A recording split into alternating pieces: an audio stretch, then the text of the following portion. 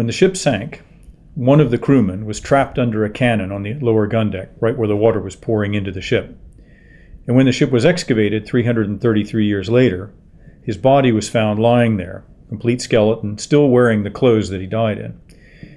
And because his skull had protected the brain, but had broken, it was possible to recover the brain more or less intact.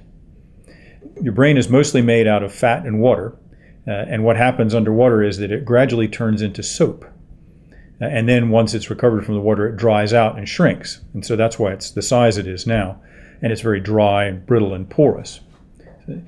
Probably was preserved also because there was a lot of iron in the vicinity where this particular sailor died. It was right next to a cannon, and so there were a lot of iron bolts and fittings in the area.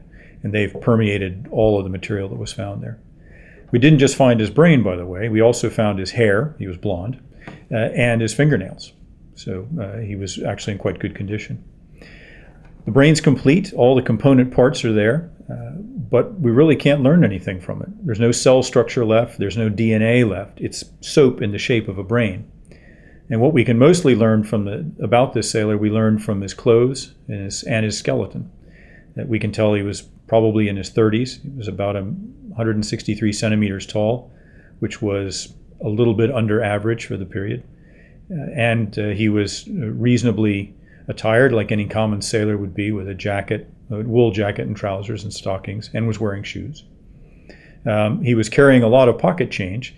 He had 36 copper coins in a cloth purse with a total weight of about 700 grams, which is a lot of weight to be carrying around all day. And he had his knife in a leather sheath in the pocket of his trousers.